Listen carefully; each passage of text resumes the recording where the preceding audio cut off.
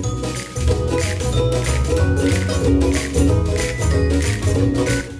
everyone, welcome to my channel. I'm Rachel.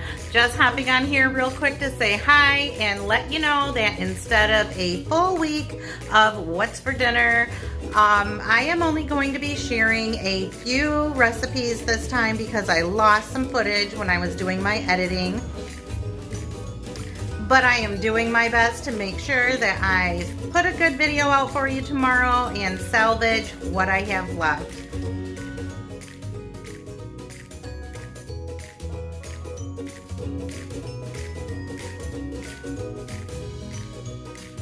On Wednesday, we had a late start at getting dinner ready because after work we had to go get our taxes done.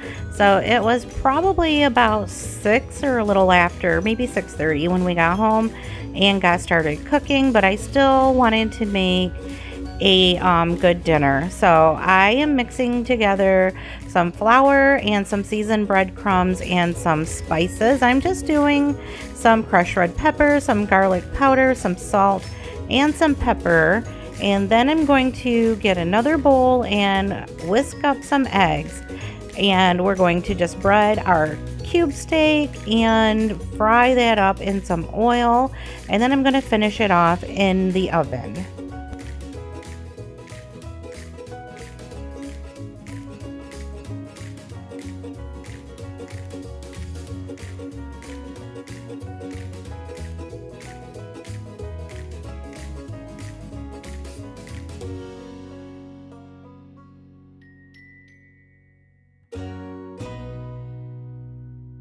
I did a double dredge on these cube steaks, and all that means is that I dipped in the egg and then coated them in the flour mixture and then back in the egg again and then back into the flour.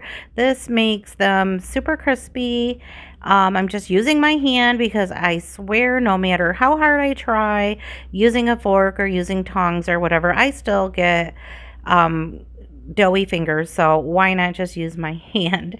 I did cook these country fried steak in batches, so I'm doing 4 in the skillet to begin with, and then I'm doing 4 more, and I'm just kind of using my meat to move my other meat aside so that there's room for all 4 pieces.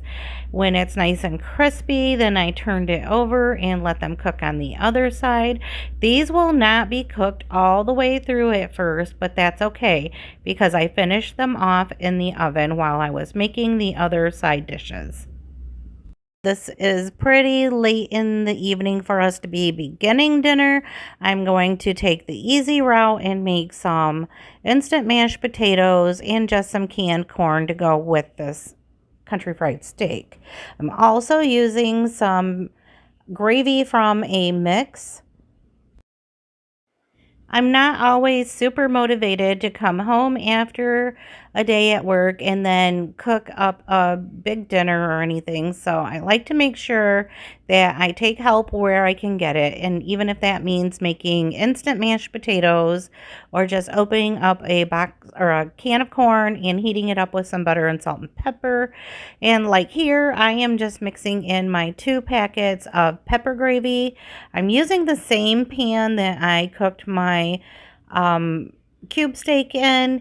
I just drained out the majority of the grease from that and then just made sure there was still some of the drippings in there so that that gravy had some good flavor. I added some extra pepper to it, of course, but this is how our dinner turned out, and my husband was super happy. This is one of his favorite meals ever. It's also one that I don't make very often, but since I had the meat out and it had to be used, I made it happen. Some days scream louder than others for a 1-dish meal, and that would have been this day. So here I am cooking up some Italian sausage. I'm just breaking it up with my spatula right now. There's barely any fat in this, so I did not have to drain it. After it was all cooked through, I added a can of petite diced tomatoes and a can of tomato sauce. I poured in a full can of water as well, and then added some uncooked macaroni pasta. I used 2 cups of dry macaroni in my dish. And then I just seasoned the whole pan up with some salt and some pepper, some garlic powder, and some crushed red pepper. Anyway, I wanted to make sure that there is a lot of nice seasoning happening in this dish, and since my family likes a little bit of pepper, I made sure that I added some crushed red pepper as well, and they just love that. Next, I just turned my heat up so that I could bring this dish to a boil and then put the lid on and let it simmer. I turned the heat down at that point until the macaroni cooked all the way through and soaked up all of that good sauce.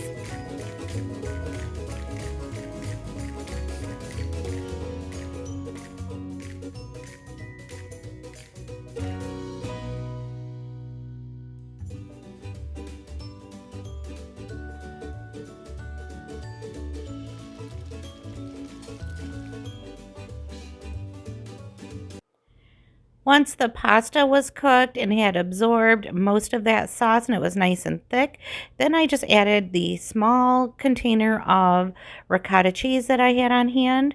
We are not really big into cream cheese, but you could definitely use that if that's what you like. And I am just going to stir this all in and let it get nice and melted.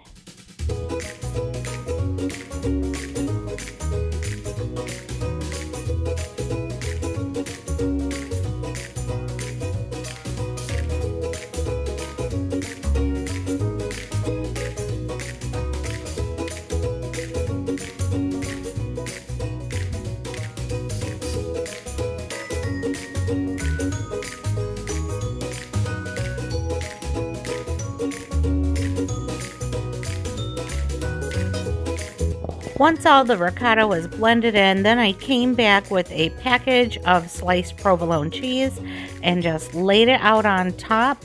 I used the whole entire package of cheese for this dish.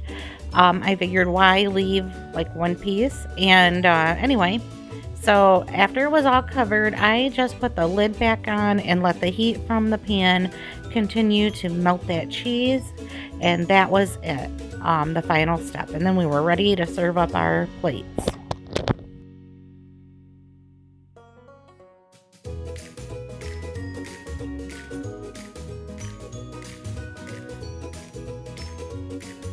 And I just served up some bread and butter on the side with this pasta dish. Just kept it simple. And here is my ooey gooey cheesy pasta. I don't know. What do you think? Is that too much cheese?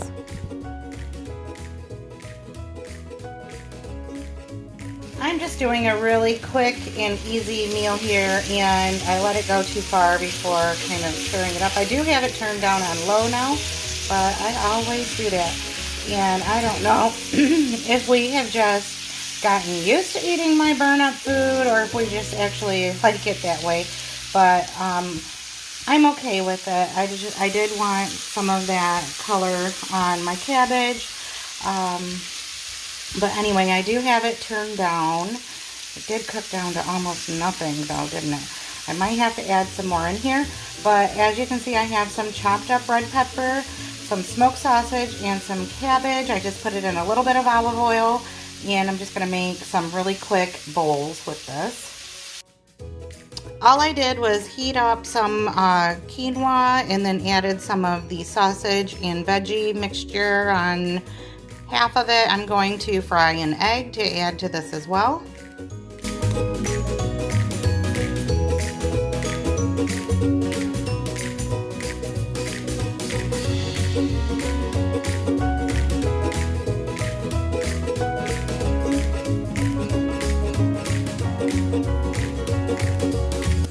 I have 2 pans going on my stove, and I have hamburger patties already pattied up.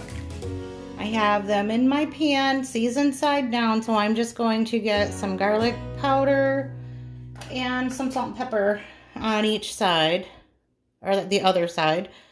And then we'll just get them cooking, and I'm going to just make some macaroni and cheese to go with it.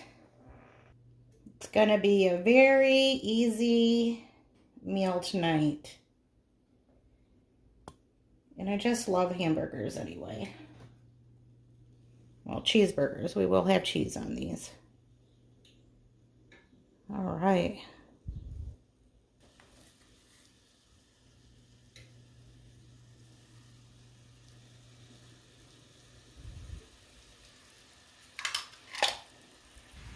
I thought I would just show you the macaroni and cheese that I'm making in case I don't get back to filming it because my grandbaby is coming over to spend the night and she's 1 year old, so I'm sure I'm going to be really busy.